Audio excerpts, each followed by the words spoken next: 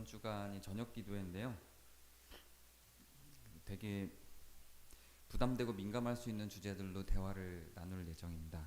이렇게 뭐 제가 그동안 했던 방식으로 설교하고 뭐 이렇게 안 하고 예전에 했던 것처럼 좀 이렇게 주제를 가지고 간단하게 그 주제에 대해서 성경을 어떻게 보는가만 살펴보고 같이 좀 대화를 많이 할 수 있는 시간을 가지려고 합니다. 많이 참여해서 의견들을 나눠주시면 좋을 것 같습니다.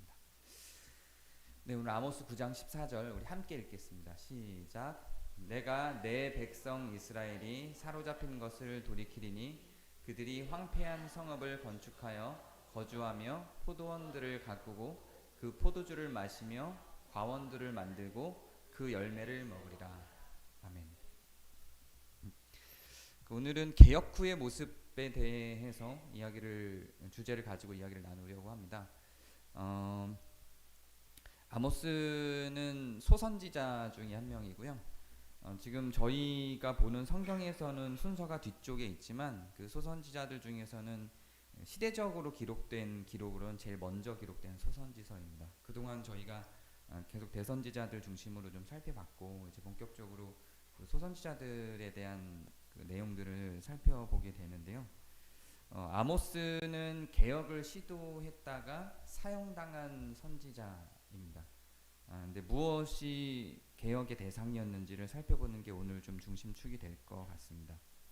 그 당시는 여로보암 2세 때였습니다. 여로보암 2세는 그 호세아 선지자가 아모스와 같이 활동했던 시대입니다. 그래서 호세아 선지자를 한 달 전에 이야기를 했었는데 그때 나눴던 시대적 배경을 한 번 더 지금 정리를 좀 해드리도록 할게요. 그때 안 오셨던 분들도 있고 또 혹시 호세아 선지자 때 여로보암 2세 분위기를 그 시대적 배경을 좀 까먹으신 분들도 있을 테니까 다시 한번 정리를 해드리면 이스라엘 역사상 경제적으로 가장 왕성하고 풍성했던 때가 여로보암 2세 때입니다. 정치적으로는 아하방 때가 제일 활발했었죠. 우리가 알고 있는 바로는 다윗과 솔로몬이 성경에 기록을 많이 하고 있었고 정복 활동이 왕성했기 때문에 그때가 가장 지경이 넓었을 거라고 상상합니다. 그리고 실제로 그 솔로몬 왕에게 조공을 바치러 왔던 공국화가 된 많은 주변 국가들이 있기 때문에 솔로몬 시대가 가장 왕성했을 거라고 생각을 하는데 실제 역사적인 기록 속에서는 그 아하방의 시대하고 지금 이 여로보암 시대가 가장 활발하고 왕성했던 시대인 것으로 기록을 합니다. 성경의 기록은 성경적인 관점에서 보는 것으로서 그건 그거대로 진실이라고 생각을 하고요. 또 역사적 기록은 기록대로 우리가 참고해 볼 만한 내용이라고 생각을 합니다. 그러니까 왜냐하면 그런 배경들을 알아야 왜 아모스가 등장을 할 수 있었는지를 더 명료하게 알 수 있을 것이기 때문에 그렇습니다. 그 여로보암 2세 시대 때는 그 북이스라엘과 남유다가 전쟁을 하지 않고 서로 협력하면서 무역이 활발했던 시대입니다. 그 활발한 무역의 중심으로서 이스라엘이 활동할 때를 보면 두 나라가 서로 연합합니다. 아하방의 때도 굉장히 활발했고요. 아하방이 만들었던 왕조도 역사적 기록으로 왕성했던 왕조의 하나로서 기록하고 있고 지금 여로보암 2세 때도 그러한데 이 두 왕들의 시대의 특징이 뭐냐면 북이스라엘과 남유다가 서로 싸우지 않고 상호 협력하면서 잘 지냈던 때입니다. 그런데 이 두 시대의 특징이 또 있습니다. 어떤 특징이 있냐면 백성들이 타락했다는 특징이 있습니다. 두 나라가 싸우지 않고 왕성하게 활발하게 무역을 하고 주변 국가들하고도 경제적인 활동들을 활발하게 해서 국민들이 굉장히 잘 사는 경제적으로 풍요로운 시대를 맞이했던 시대가 아하방 시대하고 여로보암 2세 시대인데 이때의 특징이 국민들이 타락합니다. 그런데 그 타락의 방식이 아하방 때하고 여로보암 때 조금 다른데요. 여로보암 2세 때하고 아하방 때는 종교적으로 타락합니다. 그래서 아하방 때는 다른 이방신들을 끌어들이고 성전 안으로 다른 이방신의 우상을 가지고 와서 예배를 드렸어요. 그러니까 어떤 의미냐면 지금 여러분들이 예배하고 있는 예배 공간에 불상을 가지고 와서 이렇게 불상을 앞에 놓고 우리 막 김진유 집사님이 찬양인도 하시는데 불상 앞에 놓고 이렇게 불경을 드리는 뭐 이런 방식의 그 종교 활동들이 만연하게 일어났던 시대가 아하방의 시대였다면, 그렇게 종교적 타락이 강력하게 나타났던 시대였다면, 이 여로보암 2세 때는 도덕적 타락, 윤리적 타락이 만연했습니다. 그래서 그 도덕적 타락, 윤리적 타락은 원인이 뭐였냐면, 이거 호세아 할 때 제가 잠깐 다뤘었는데, 가장 강력한 원인이 뭐였냐면 부유함이었습니다. 국민들의 대다수가 가난한 자들이고 핍박당하는 자들일 때는 나라도 그 가난한 자들과 핍박당하는 자들과 함께하며 그 가난한 자들에 대한 정책들을 만들 수밖에 없습니다. 다수의 국민이 가난한 자들이면 그 가난한 자들을 어떻게 잘 살 수 있게 만들까를 고민할 수밖에 없습니다. 그런데 나라가 전체적으로 부강해지고 부유해지면서 경제적으로 왕성한 활동을 하는 사람들이 다수의 국민이면, 중산층 이상의 사람들이 다수의 국민이면, 나라는 그 다수의 국민을 대상으로 정치를 할 수밖에 없어요. 그래서 부유해진 사람들을 중심으로 정치를 하기 때문에 가난한 사람들은 소외되고 그 사람들을 위한 정책들은 없어지기 마련입니다. 그게 자연스러운 결과예요. 지금의 한국교회처럼 그러합니다. 그래서 아모스 2장 7절을 보면 이렇게 기록하고 있습니다. 6절부터 읽어드릴게요. 여호와께서 이와 같이 말씀하시되 이스라엘의 서너 가지 죄로 말미암아 내가 그들을 돌이키지 아니하리니 이는 그들이 은을 받고 의인을 팔며 신 한 켤레를 받고 가난한 자를 팔며 힘없는 자의 머리를 티끌 먼지 속에 발로 밟고 연약한 자의 길을 굽게 하며 아버지와 아들이 한 젊은 여인에게 다녀서 내 거룩한 이름을 더럽히며 모든 제단 옆에서 전당 잡은 옷 위에 누우며 그들의 신전에서 벌금으로 얻은 포도주를 마십니라. 총체적으로 전체적인 타락이 다 기록되어 있어요. 제사장들의 타락을 기록하고 있어요. 제사장들의 성적 타락이 기록되어 있어요. 성전에서 여인들과 뒹굴고 포도주에 취한 모습들이 등장돼요.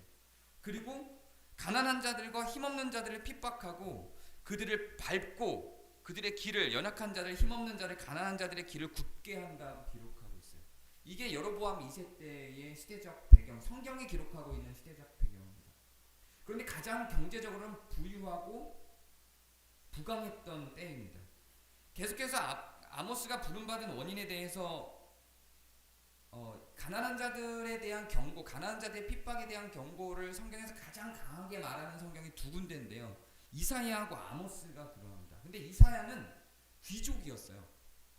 귀족인데 가난한 자들에 대한 이야기를 많이 담고 있어요. 근데 이사야가 자기 그 이사야서에 담고 있던 가난한 자들의 이야기는 어떤 방식이었냐면, 가난한 자들이 너무 애달프다, 그들이 너무 힘들다라는 입장이 아니라 그리스도가 오실 것인데 그 그리스도가 가난한 자들을 위하여 복음을 전하려고 오신다, 가난한 자들에게 아름다운 소식을 전하러 오신다, 이런 입장이었어요. 그러니까 가난한 자들의 삶을 헤아려 그들의 삶이 아프다라는 입장이 아니라 그리스도가 왜 오시냐면 가난한 자들에게 아름다운 소식을 전하기 위하여 오신다라는 설교를 하는 게 이사야의 방식이었다면, 아모스는 이 가난한 자들이 얼마나 지금 힘든지, 어떻게 어려움을 받는지를 적나라하게 이야기를 계속해서 합니다. 아모스 5장 12절을 가보면 또 이렇게 11절부터 보면 이렇게 갑니다. 너희가 힘없는 자들을 밟고 그에게서 미래 부당한 세를 거두었은즉 너희가 비록 다듬은 돌로 집을 건축하였으나 시대는 부강했어요. 다듬은 돌로 건축을 한다는 것 자체가 이 시대에는 굉장히 호화로운 시대였다는 걸 보여주는 거죠. 보통은 흙집을 그냥 짓는데 다듬은 돌, 벽돌로 건축을 한다는 건 지금 이스라엘이 얼마나 부강한 시대인지를 확인시켜주고 있습니다. 너희가 비록 다듬은 돌로 집을 건축하였으나 거기 거주하지 못할 것이요 아름다운 포도원을 가꾸었으나 그 포도주를 마시지 못하리라. 너희의 허물이 많고 죄악이 무거움을 내가 아노라. 너희는 의인을 학대하여 뇌물을 받고 성문에서 가난한 자들을 억울하게 하는 자로다. 이렇게 이야기합니다. 그리고 그 뒤에 계속해서 선과 악을 구분하고 악하게 살아가고 있는 이스라엘에 대한 경고를 내립니다. 이런 시대적 배경에서 이런 어려움을 성경이 이야기하면서 하나님께서 아모스를 부르십니다. 아모스는 목자였어요. 선교사 학교를 다녔던 사람이 아니었습니다. 이 당시에도 선교사 학교가 있었고 엘리사는 선교사 학교에 있던 수련을 받는 그 시대적 배경에서 등장을 했던 인물이었고, 구약 시대에도 보면 지금의 신학교와 비슷한 선교사 학교가 있는 그 기록들을 남겨놓고 있습니다. 그런데 아모스는 그런 선교사 학교를 다녔던 사람이 아닙니다. 선교사가 될 수 있는 선교사가 아니고요, 선지자가, 죄송합니다. 용어가 제가 선교사다 보니까 선지자가 될 수 있는 직업도 아니었고 그런 훈련 과정을 밟은 사람도 아니었어요. 왜 하나님께서 그렇게 선지자의 훈련 과정을 밟지 않은 아모스를 부르셨는가? 하다못해 선지자의 훈련 과정을 밟지 않았다 할지라도 귀족이나 왕족처럼 무엇인가를 배운 사람이 아니라 왜 그냥 목자인 사람을, 양을 치던 자를 불러서 그렇게 그냥 보통의 가난한 자를 대변할 수 있을 만한 직업을 가진 자를 불러서 선지자로 세웠겠는가? 이 부분에 대해서 두 가지 추측을 합니다. 명료하게 기록하진 않고 아모스서 전반적으로 미세하게만 기록해서 신학자들의 추측에 의한 내용을 정리해 드리자면 두 가지 이유가 있어요. 먼저 아모스서 자체가 가난한 자들을 살리기 위한, 가난한 자들이 핍박당하는 것에 대한 경고로서 등장했기 때문에 그것을 대변할 수 있는 자로서 아모스를 세웠다는 견해와, 또 하나는 그때 이미 시대적 타락이 됐고 아까 읽어드린 것처럼 제사장들도 이미 타락해서 성적으로 타락하고 물질적으로 타락해서 물질과 술의 취함과 여자들 사이에 있는 모습을 그려내게 있기 때문에 거기에서 종교 지도자들을 불러서 하등 써먹을 만한 사람이 없었을 것이라는 거죠. 그래서 이런 두 가지 측면에서 목동으로, 목자로서 있었던 아모스를 불러서 하나님의 선지자로 세우고 복음을 전하게 만든 것입니다. 이렇게 타락한 자들을 대상으로 아모스를 불러서, 그러면 아모스의 소리를 들을 수 있었을까요? 사람들이, 귀족이나 왕족이나 하다못해 선지자 훈련을 받은 자로서 사람들한테 덕망 있는 학자로 세워질 수 있는 사람이면 귀를 좀 기울일 수 있었을 텐데, 이렇게 보잘것없는 목자를 불러서 선지자로 세웠는데 사람들이 그 목자의 소리를 들을 수가 있었을까? 그 사람의 소리에 귀 기울일 수 있었을까? 그 복음을 들은 자들이 누구인가, 그 복음을 듣도록 말한 대상이 누구인가를 생각하면 그럴만했다는 생각이 듭니다. 아모스는 분명히 그렇게 타락한 제사장들과 정치꾼들을 향하여 이 외침을 외쳤습니다. 이 복음을 전했습니다. 그러나 그 소리를 정작 들은 사람들은 자기들과 같은 마음을 가지고 있는 가난한 자들이었죠. 그래서 아모스의 이 설교는 부유한 자들의 마음을 바꾸기보다 개혁을 촉발합니다. 그래서 가난한 자들이 일어날 수 있는 힘을 줍니다. 하나님의 소리와 하나님의 음성이, 하나님이 지금 이 사태를 만든 것이 아니라 바로 저 정치인들과 제사장들이 그 사태를 만든 것이요, 하나님의 음성은, 선지자를 보내서 대변한 하나님의 음성은 우리의 편을 들고 있고 우리의 옆에 있으니 하나님이 우리와 함께 하신다라는 것을 이스라엘 가난한 백성들로 하여금 알게 할 수 있는 수단이 되었습니다. 그래서 아모스의 그 외침이 실제로 정치를 하고 있는 힘 있는 자들과 부유한 자들을 바꿀 수는 없었으나 그 부유한 자들에 의해서, 정치인들에 의해서, 종교 지도자들에 의해서 착취당하고 있는 가난한 자들의 마음을 요동해서 무엇이 문제가 있고 무엇이 잘못된 것이며 자기들이 무엇을 당하고 있는지를 알게 해서 그들을 개혁의 자리로 나오게 할 수 있는 촉발요인으로서는 충분한 역할을 했다고 봅니다. 그렇기 때문에 아모스는 개혁을 촉발한 자로서 결국 죽음을 당하는 자리까지 가게 됩니다. 그리고 아모스가 외친 그 외침들, 아모스의 설교들, 그 속에 제가 정말로 중요하게 봤던 것은 아모스가 갖고 있는 핵심 주제 말고 좀 다른 측면이었습니다. 아모스가 갖고 있는 가장 핵심 주제는 여러분들도 잘 알고 있는 이야기입니다. 아모스에서 가장 유명한 말씀은 아모스 5장 24절입니다. 오직 정의를 물같이 공의를 마르지 않는 강같이 흐르게 할지어다.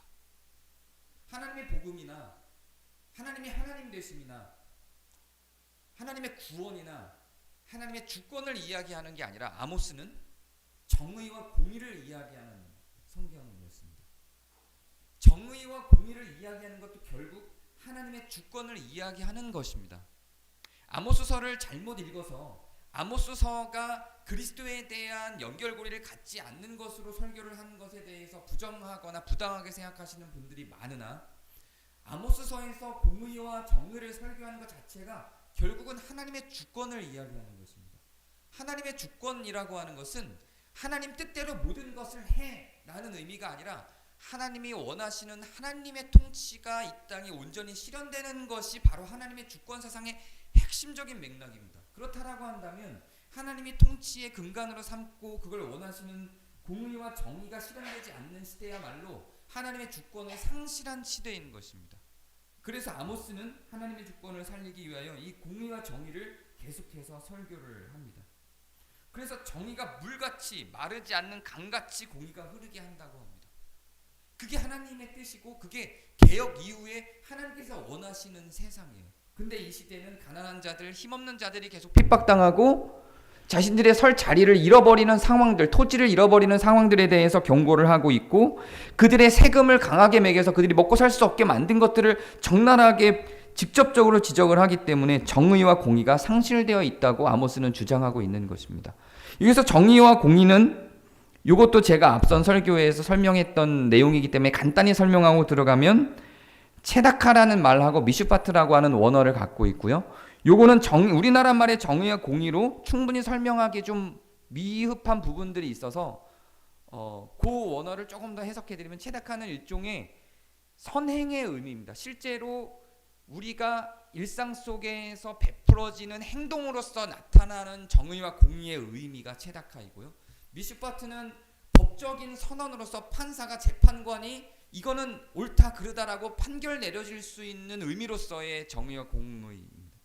그래서 실제로 우리 삶 속에서 행해지는 측면들도 망가졌고 판사가 법적으로 판단해서 옳다 그르다를 선언해주는 기준으로서도 망가졌다라는 의미에서 정의와 공의를 상실한 시대가 바로 여로보암 2세 때였습니다. 그래서 아모스는 정의와 공의를 강력하게 외치면서 그것이 실현되고 드러나기를 촉구합니다. 이것이 아모스의 핵심 주제인데 제가 더 자세히 잘 보고 감동이 됐던 부분은 바로 오늘 우리가 읽은 아모스 9장 14절입니다. 이것은 개혁 후의 모습에 대해서 그려내고 있는 장입니다. 이스라엘이 회복됐을 때 어떤 모습을 할 것인가? 정말로 타락한 이스라엘이 회복됐을 때 개혁 이후의 이스라엘은 어떤 모습을 해야만 하는가? 하나님께서 결국은 개혁을 해내실 것이고 아모스는 죽어도 지금 아모스가 살아있는 당시에는 그 개혁이 이루어지지 못해도 하나님은 결국 그 개혁을 이끌어낼 것인데 그 개혁 이후에 벌어질 세상은 어떤 모습일 것인가에 대한 기록이 아모스 9장 14절입니다. 그리고 이렇게 기록하고 있습니다. 내가 내 백성 이스라엘에 사로잡힌 것을 돌이키리니 그들이 황폐한 성읍을 건축하여 거주하며 포도원들을 가꾸고 그 포도주를 마시며 과원들을 만들고 그 열매를 먹으리라. 뭔가 거대하지 않죠? 아무것도 없어요. 저게 뭐? 이럴 수 있어요. 그냥 성읍을 건축해. 성읍이에요. 성전이 아니라 성읍을 건축해요. 사람들이 살아가는 그 마을을 그냥 건축한다는 거예요. 그리고 거기서 거주한대요. 그냥 집이 있다는 얘기예요. 거주해요. 집이 있어요. 포도원을 가꿔요. 일을 한대요. 거기서 나오는 포도주를 마셔요. 그리고 열매를 먹어요. 이게 개혁 후의 모습이에요. 그러면 개혁 전에 이런 모습이 없었다는 걸까요? 있었겠죠. 누구에게? 부유한 자들에겐 있었겠죠. 대다수의 경제적 호황을 누리는 사람들에겐 이게 너무 당연한 것이었겠죠. 그런데 이 복음을 받아들이는 사람들은 그 대상은 누구였냐면 이게 없는 사람들이니까 이게 복음이 되었을 거라고요. 개혁 후의 모습을 그려줄 때 그것이 감동이 안 됐을 거예요. 대부분은. 왜요? 대부분은 부유했고 여로보암 2세 때는 부유한 시대였으니까. 아모스가 이런 복음을 외쳤는데도 불구하고 그게 복음으로 안 들린 자들은 이미 아모스가 너희들은 타락했어, 너희들은 핍박했어 라고 말하는 대상들인 거예요. 그리고 이 복음이 된 자들은 저게 없는 사람들인 거예요. 저게 없는 사람들에겐 저게 복음이에요. 집이 없어요. 직업이 없어요. 포도주를 마실 수가 없어요. 열매를 먹을 수가 없어요.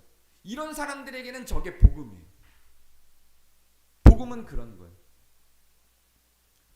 무슨 왕노릇하는 게 아니에요.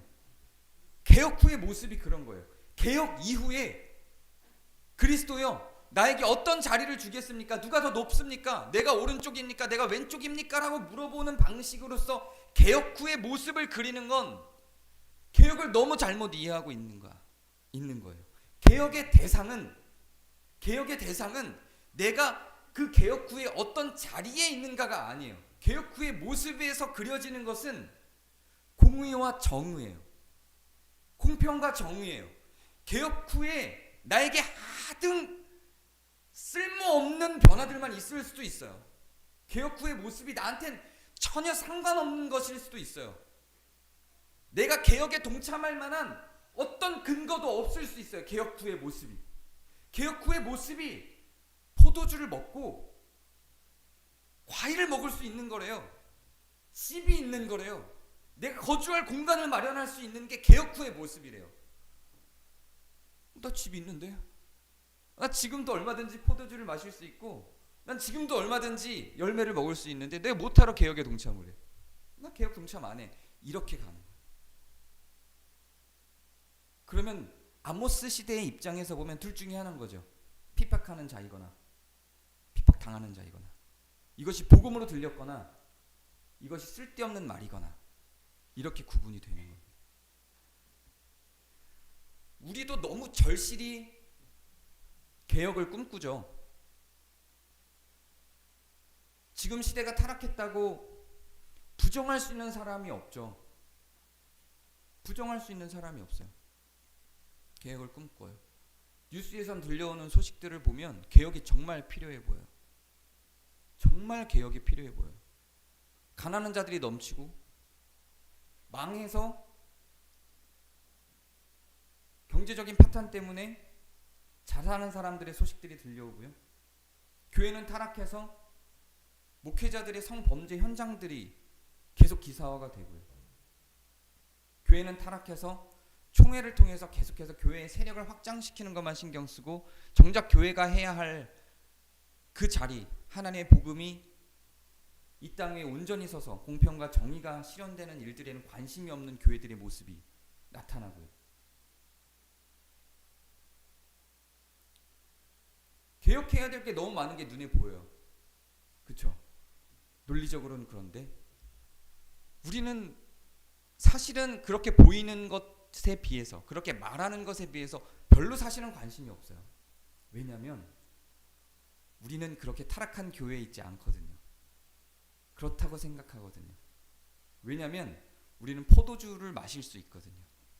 우리는 열매를 먹을 수 있거든요. 거주할 공간이 있거든요. 그러니까 우리는 개혁할 필요를 못 느껴요. 근데 아모스 시대의 입장을 기준을 갖고 지금 시대에 대입해 보자면 이 복음을 받아들이는 자와 받아들이지 않는 자로 나뉩니다. 개혁에 동참하는 자와 그 개혁의 대상이 되는 자로 나뉩니다. 그런 거예요. 개혁에 눈을 뜰 수 있다라고 하는 것은 그 복음을 공의의 입장에서, 하나님의 주권의 입장에서 바라보는 거예요. 이사야는 귀족이었지만 이 개혁의 필요성을 알고 있는 자였고, 가난한 자들을 위하여 복음을 전하던 자였어요. 물론 아모스와 동일한 입장, 같은 입장에서 전한 건 아니었어요. 귀족의 입장에서 그리스도가 가난한 자들을 위하여 오신다라고 선언하는 입장이었어요. 그러나 귀족이었으나 결국 개혁의 필요성을 선언했던 사람이고, 개혁이 되어야 한다고 이야기했던 선지자예요. 내가 거주할 공간이 있어도 개혁의 필요성을 느낄 수 있죠. 내가 마실 포도주가 있고 먹을 열매가 있어도 개혁의 필요성을 느낄 수 있어요. 그리고 그 개혁에 동참하는 사람들이 있겠죠.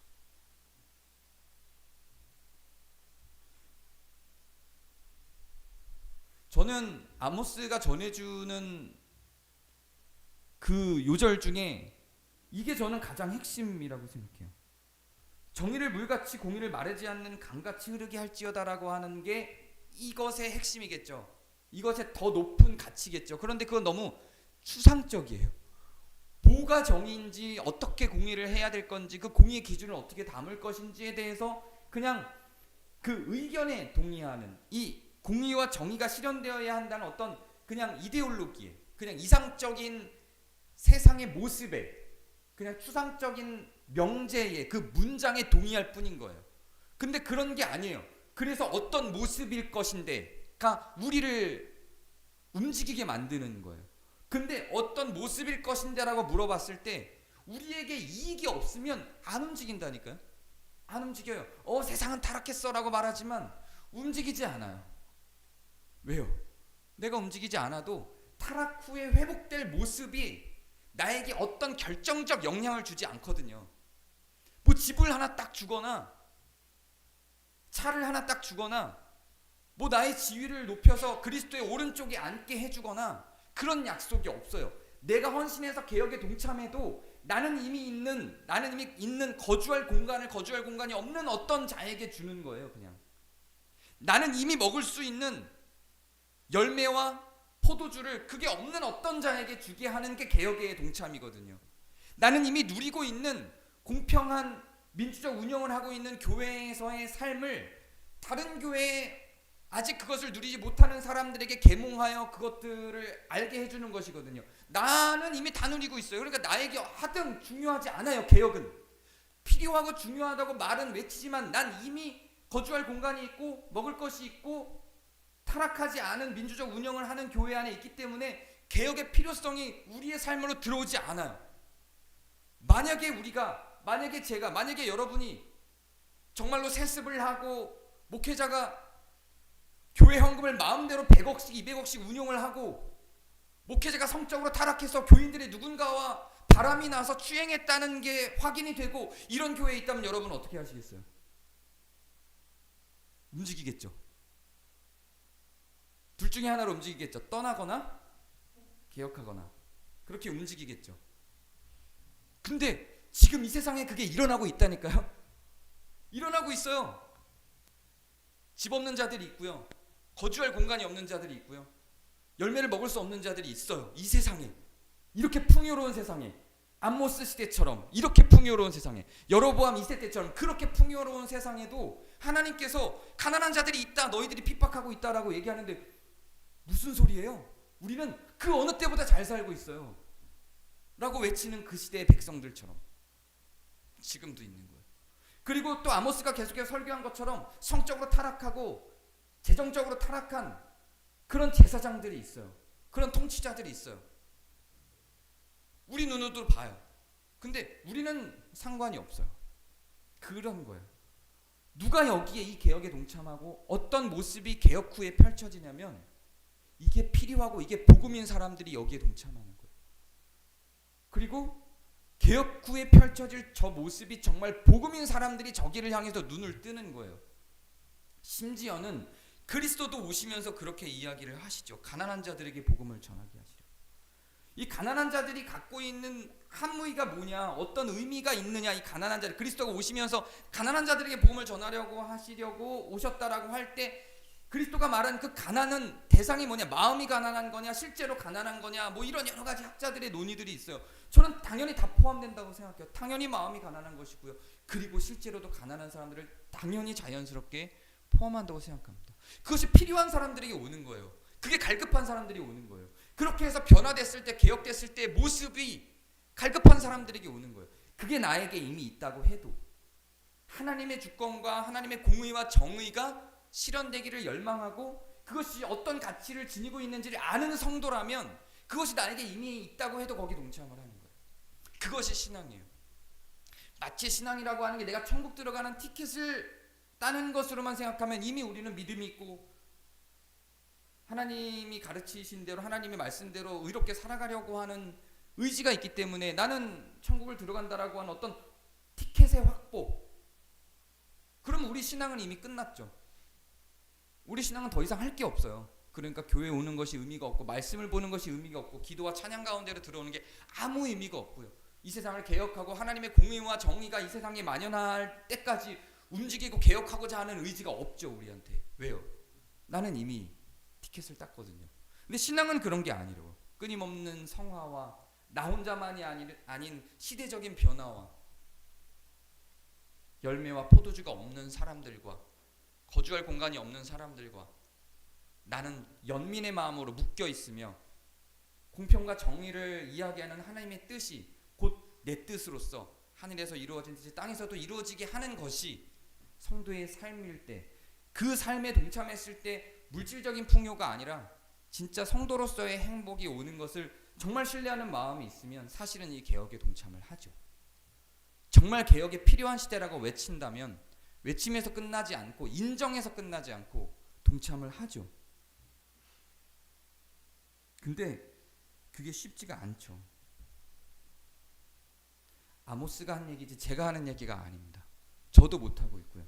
저는 녹색 땅이에요 이러면서 뭔가 하는 것처럼 하지만 당원 가입이 전부예요. 그냥 한 달에 2만 원 내는 게 전부예요. 저보다 녹색 당원이 아닌 제 아내가 녹색 활동을 훨씬 더 많이 합니다. 저도 잘 못하죠. 같은 마음. 이제 이번 주는 종교개혁 주일이라 한 번 더 되새기기를 바라는 마음에서 좀 뜨겁게 열을 내봤습니다. 어떤 절기에만 그 절기의 의미를 되새기는 것이 얼마나 큰 의미가 있겠는가 하고 생각할지 모르지만 절기에마저도 그 절기의 의미를 되새기지 않는다면 그 절기의 의미는 완전히 없어지는 거죠. 소멸되는 거죠.